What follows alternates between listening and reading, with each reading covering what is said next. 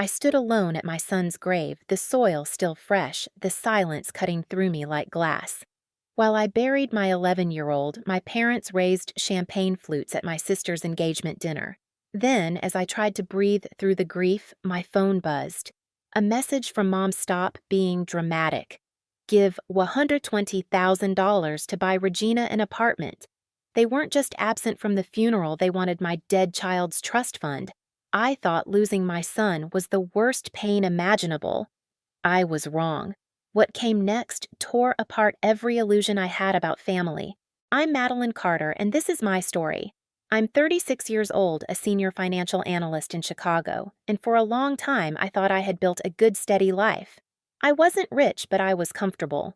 I earned about $95,000 a year, I had a small house on the north side, and most importantly, I had my son Daniel. He was 11, full of energy, always running from one thing to the next. He was my whole world.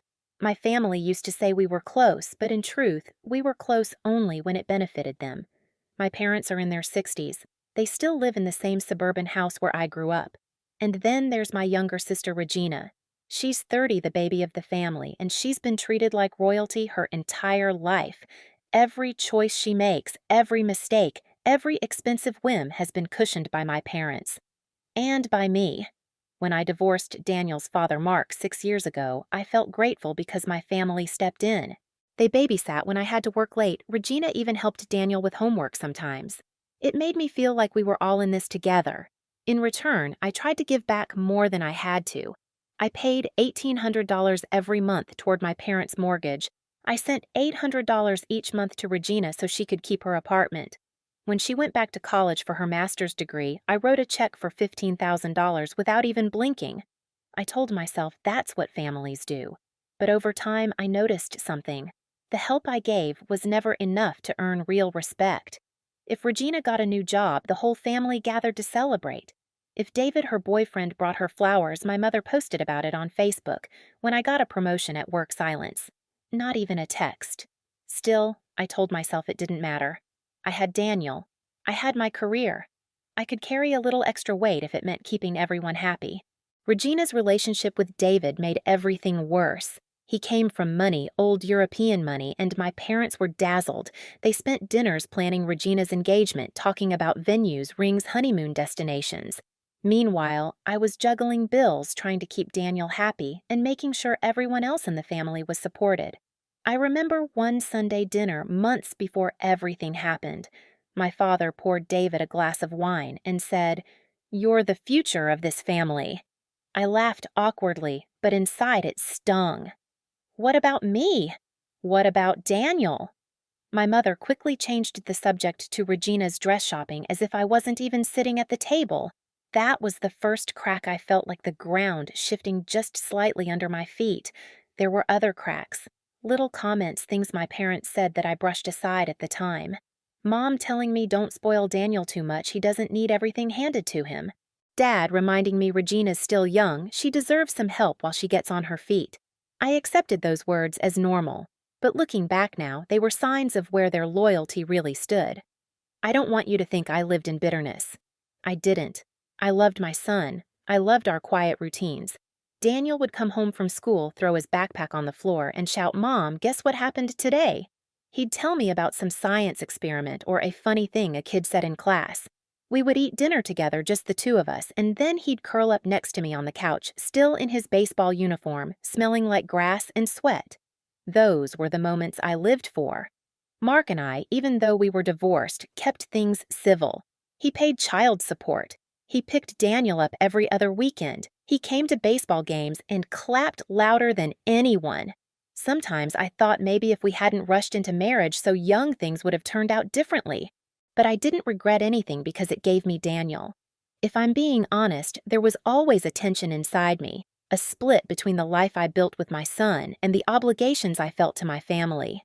Every month when I transferred money for the mortgage and for Regina's rent, I felt the knot in my chest tighten, but I didn't stop. I didn't want to be the selfish one.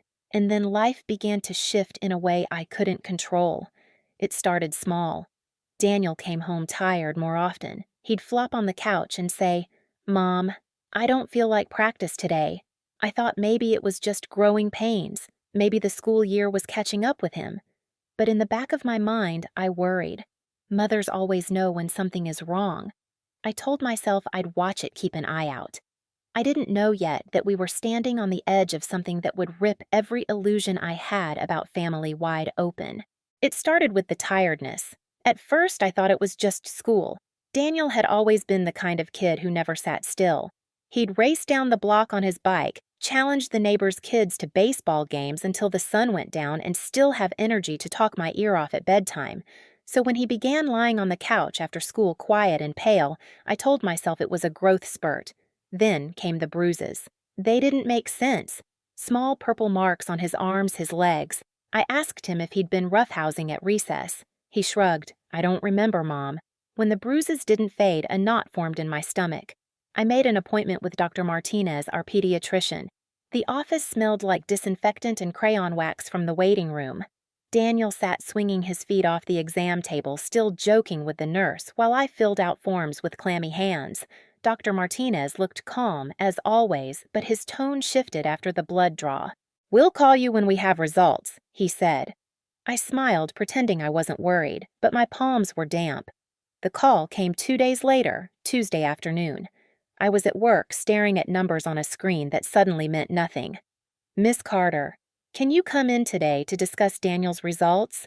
Dr. Martinez's voice was careful too. Careful. My chest went tight. I drove to the clinic in a haze, rehearsing all the ordinary things it could be. Anemia, vitamin deficiency. Kids get those right. When I walked into the office, Dr. Martinez didn't waste time. His white blood cell count is extremely elevated. "We need to rule out leukemia. I've already called Children's Hospital. They'll see you tomorrow." Leukemia. The word hit like a freight train. I gripped the chair arms, trying to process it. My son might have cancer.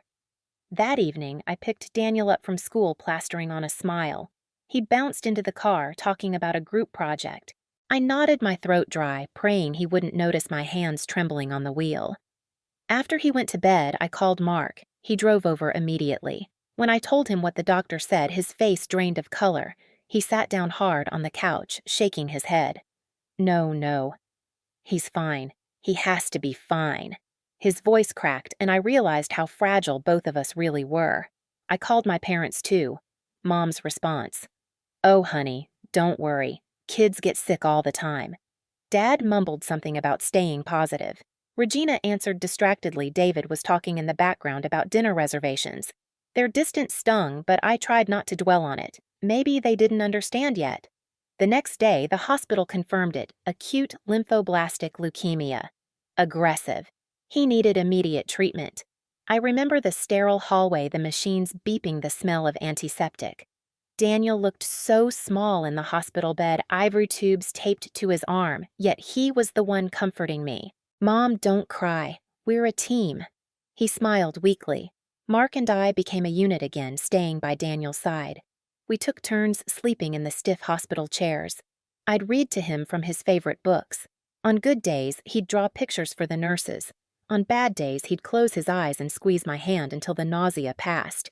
Dr. Chin, the oncologist, was straightforward. "He's responding, but leukemia can be unpredictable. We must stay vigilant." I nodded, memorizing every word. During those months, I lived between the office and the hospital. I barely saw daylight. The only thing that kept me moving was Daniel's quiet bravery. Even when the chemo made him sick, he whispered thank you to the nurses. And where was my family? Calls came now and then, but the conversations always slid back to Regina. Mom would ask how Daniel was doing, then launch into updates about wedding venues or David's parents' visit from London. Once, while I stood outside Daniel's hospital room holding back tears, Regina texted me a photo of her engagement ring. "Isn't it gorgeous? David's parents helped pick it out." I wanted to throw my phone against the wall. Instead, I put it away and went back inside to hold Daniel's hand. The contrast was impossible to ignore. My son was fighting for his life, and my parents were gushing over floral arrangements. Sometimes at night, sitting in the dim hospital room with only the monitors glowing, I'd remember being a kid myself. I remembered having a fever at 12, lying in bed while Mom rushed out with Regina to some recital. Dad left me with a glass of water and said, "You'll be fine." Back then, I told myself they just didn't realize how sick I was. Now with Daniel, I understood this was a pattern. Regina was always first. Mark noticed it too. One evening after a long day at the hospital, he said, "Your parents, they should be here. Why aren't they?" His voice carried anger, but I could see the sadness behind it. I didn't know how to answer. I didn't want to admit the truth that maybe they simply didn't care enough.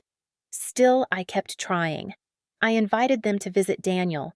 Mom said she'd come when things settled down with the engagement. Regina said she was too stressed with planning. Dad avoided the subject. The hospital became my entire world. The beeping of monitors was my alarm clock.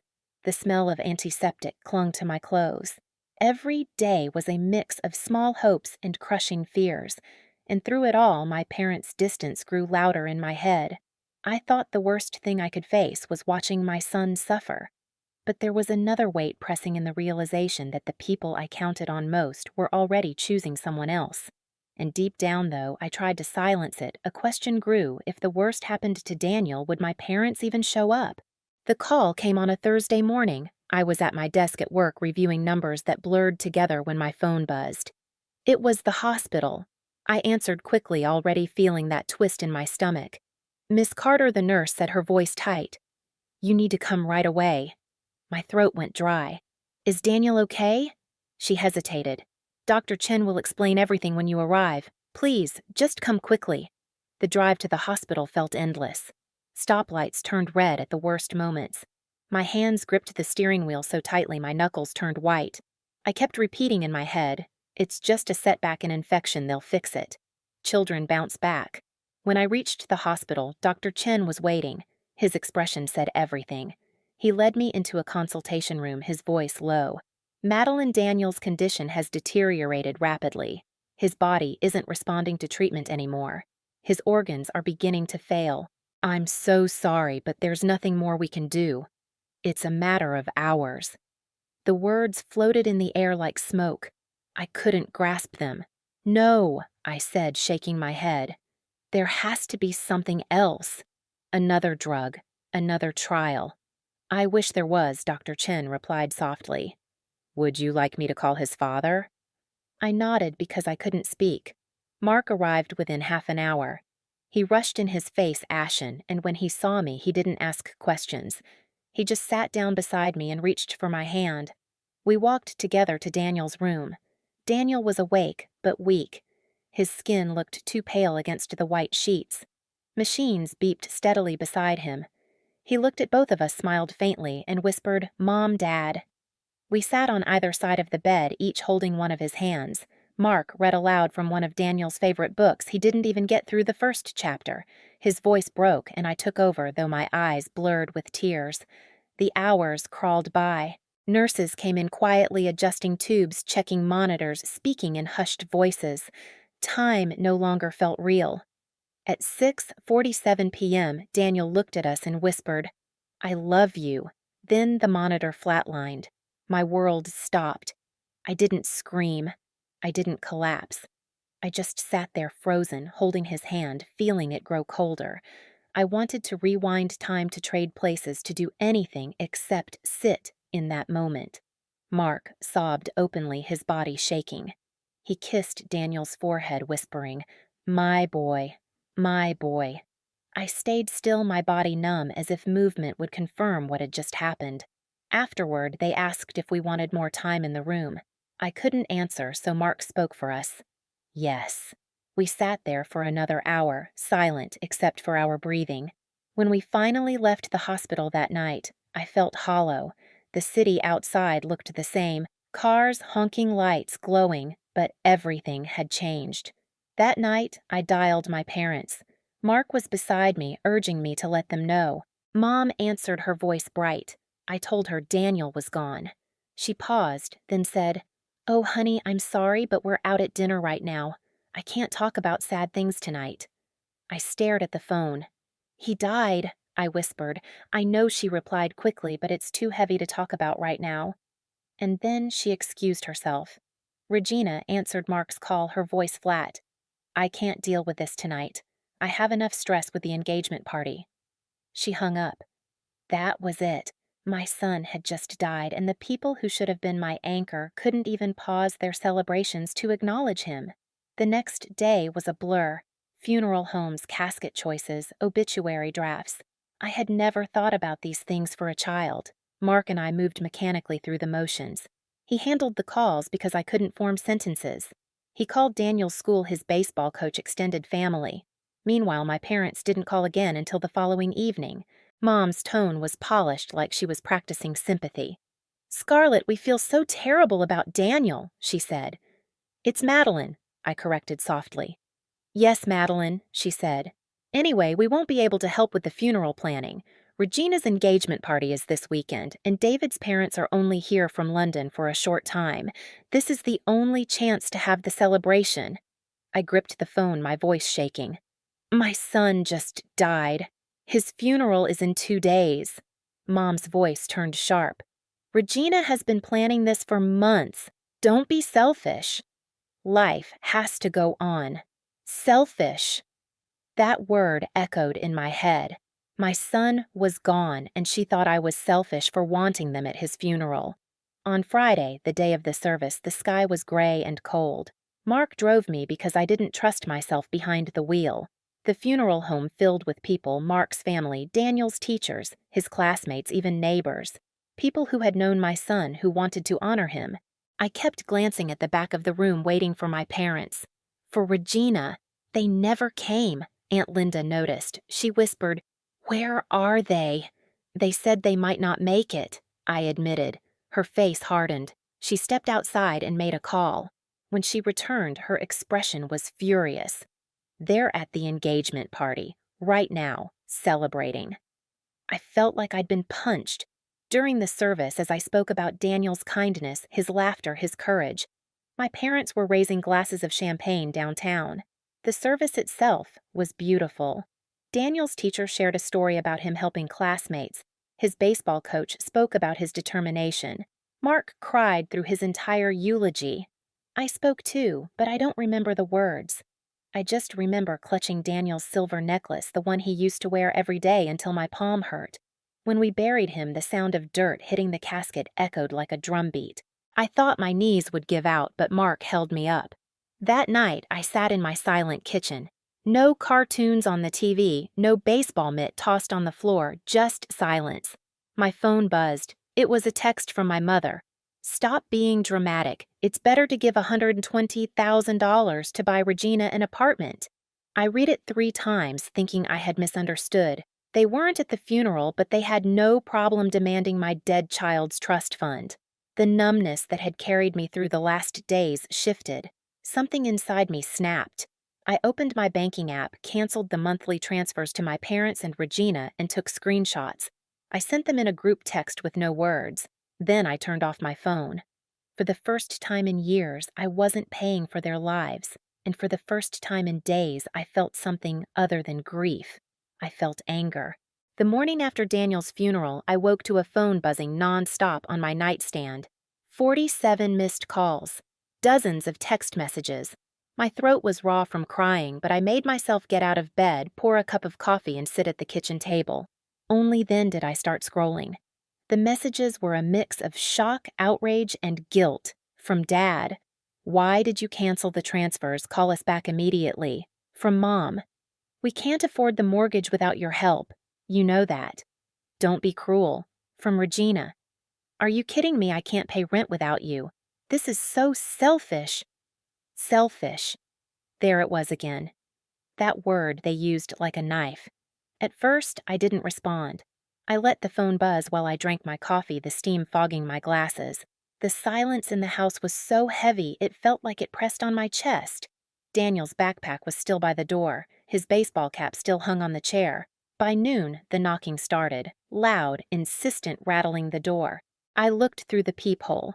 My parents were on the porch, dressed neatly as if they were visiting a neighbor, not confronting the daughter whose child they had abandoned.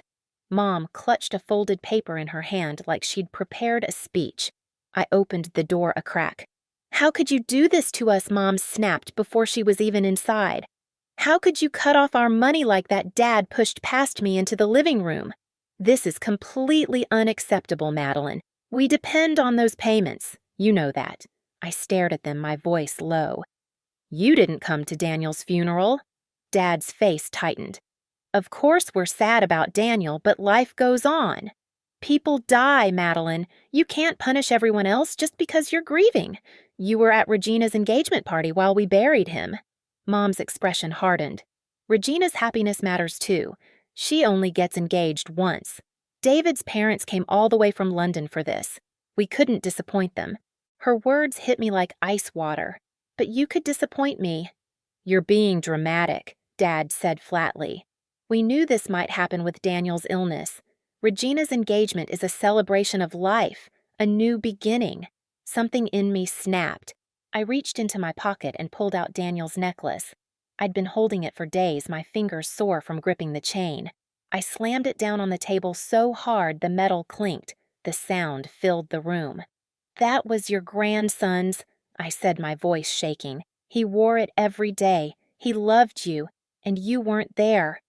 Not once. Mom's lips trembled, but instead of remorse, anger flashed in her eyes. Regina is alive. She has her whole future ahead of her. We can't drop everything for someone who's already gone. I felt my chest tighten, but I stood taller. Get out of my house. Dad frowned. Don't be ridiculous. We need to talk about this money. Get out, or I'll call the police. For the first time, they looked unsettled. Mom glanced at Dad, but neither moved. Finally, they muttered about how unreasonable I was being and shuffled toward the door. I thought it was over until the phone rang half an hour later. Regina. Against my better judgment, I answered. What the hell is wrong with you? She screamed. How could you cut off my rent money? Do you know what kind of position you've put me in? My voice was low, but steady. You didn't come to your nephew's funeral. I was at my engagement party. It was planned for months. David's parents flew here specifically for it. I'm sorry Daniel died, but I can't put my life on hold because of it. I gripped the phone so tightly my hand hurt. He was your nephew. He loved you. Her voice grew sharper, nastier. You're just jealous. You lost your kid and now you have nothing. You're trying to ruin my happiness because you can't stand to see me have a future. The words cut deep, but I refused to give her the satisfaction of hearing me cry. I hung up, blocked her number. Then I blocked my parents' numbers too. For the first time, silence in the house felt like a shield. In the days that followed, they tried everything. More calls, more texts, emails filled with guilt trips and insults. They even showed up at my office. I told security not to let them in. They didn't stop. They sent relatives to plead on their behalf. But Aunt Linda and Uncle Robert had already chosen sides. They told me what they did is unforgivable. We don't even recognize them anymore. For years, I had been the one who paid the bills who kept my family afloat. I had believed that made me part of them. But standing in my kitchen staring at Daniel's empty chair, I finally understood I had been nothing more than a wallet to them. I kept thinking about the necklace, the way it sounded when it hit the table. That metallic crack still echoed in my head. It was the moment everything shifted. The moment I realized that love without presence, without sacrifice, is just a lie. The house grew quieter, but in that quiet, I felt something I hadn't in months control. It didn't erase the grief. Nothing ever will. But it was the beginning of something else, a boundary, a line that should have been drawn years ago. And even though I had no idea what the future would look like, I knew one thing: they could no longer cross it. In the weeks after I cut them off, my phone was a battlefield. Missed calls, voicemails, emails I never opened. At first, the silence after blocking them felt strange, almost unnatural. I had spent years answering every request, moving money every month, carrying their weight. Now every morning I poured my coffee without the dread of checking my account balance. That silence turned into relief. My extended family rallied around me. Aunt Linda called every few days, not to pry, but just to say, I'm here if you need me. My cousins invited me to Sunday dinners, making sure I didn't eat alone. They brought casseroles, sat with me in my quiet house, told stories about Daniel that I hadn't heard before. For the first time, I realized that support could come from people who didn't demand payment in return. News of what my parents and Regina had done spread quickly through the family. Invitations to Regina's wedding were declined one by one. Cousins, aunts, even some of David's relatives backed out. The wedding ended up being a hollow affair with barely 20 guests. I didn't go, of course. I only heard secondhand from my cousin Sarah, who described it as awkward silence with a fancy dinner. Regina kept asking why people weren't there. My mother told her everyone was busy, but the truth hung in the air unspoken. But heavy people don't celebrate with those who abandon their own blood. I wish I could say that knowledge made me feel better, but honestly, it didn't. The satisfaction was fleeting. What lingered was the emptiness of a house that no longer echoed with Daniel's laughter. Mark was the one who helped fill that silence. We found ourselves spending more time together, not as a couple at first, but as two parents who had lost the same child. We visited Daniel's grave together. We sat on the couch with old photo albums, laughing through tears at his silly drawings. Sometimes in those quiet nights, I saw glimpses of the man I'd fallen in love with years ago. One evening, he showed me a drawing Daniel had made when he was 8. It was a sketch of a giant creature, his version of Bigfoot, complete with spiky hair and long arms. Daniel had sworn he'd seen it on a camping trip. He'd begged us to buy cameras to prove it was real. I laughed through tears, clutching that paper like it was gold. For the first time in months, laughter didn't feel like betrayal. It felt like a piece of Daniel still alive between us. Mark eventually asked if he could move back in. Not like that, he clarified, just so we don't have to sit in different houses missing him alone. At first, I hesitated. I wasn't sure if it was healthy. But my therapist told me, you're both grieving the same loss. Sometimes healing is easier when you don't have to explain yourself, so I said yes. The house changed after that. There was someone to share meals with, someone to talk to when the memories got too heavy. We weren't magically fixed, but the silence wasn't as sharp. 6 months passed. The grief softened around the edges, though it never disappeared. I still had bad days when I saw a boy Daniel's age and had to leave the store, days when I found one of his baseballs in the closet and collapsed on the floor. But I also had days when I could smile at a memory, when I could tell a story about him without breaking apart. My parents tried again to push their way back in. They sent a card on what would have been Daniel's 12th birthday. They tried to show up at my office around Christmas. Regina sent an email saying she regretted her words and wanted to reconcile. I deleted it. I threw the card away. I told security at work to call the police if they ever came again. Some people told me I was being too harsh. Family is family, a coworker said gently. But I had already learned the truth. Family is not defined by blood. Family is who shows up. Family is who sits in the hospital room with you, who holds your hand at the funeral, who remembers your child's smile without needing to be reminded. I no longer had parents in the traditional sense. I no longer had a sister. But I had Mark, who was finding his way back into my life. I had Aunt Linda and my cousins. I had friends who checked in, teachers who still sent me notes about how much Daniel had meant to them. My circle was smaller, but it was real. Mark and I haven't defined what we are yet. We're careful, cautious. He mentioned once quietly the idea of having another child someday. My first reaction was fear. What if I lost another child? What if I couldn't survive it again? But there was also something else in his words, a belief that life could still hold joy. I wasn't ready to answer.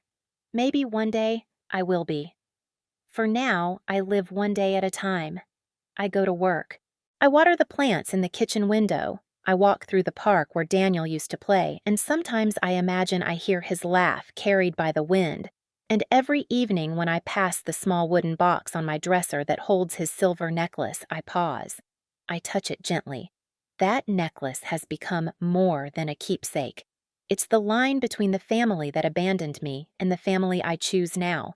It reminds me of who Daniel was: kind, brave, grateful, and of what I refuse to accept anymore. I don't know exactly what my future looks like. I don't know if Mark and I will build something new together, but I do know this: I am stronger than I ever thought I could be. I survived losing everything, and I am still here. Because family isn't who demands from you. Family is who stays even in the darkest night. When I look back, I realize the real twist in my story wasn't just losing Daniel. It was discovering who my family truly was and who they weren't. Sometimes the people you expect to stand beside you are the ones who vanish first. And sometimes the circle you build afterward, the friends, the relatives who choose you, the ones who remember your child's laugh that becomes the family worth keeping. If you've ever felt abandoned by the people you thought you could count on, you're not alone. Tell me where you're watching from in the comments and share if you've faced something similar. And don't forget to subscribe for more stories about betrayal survival and the quiet strength it takes to begin again.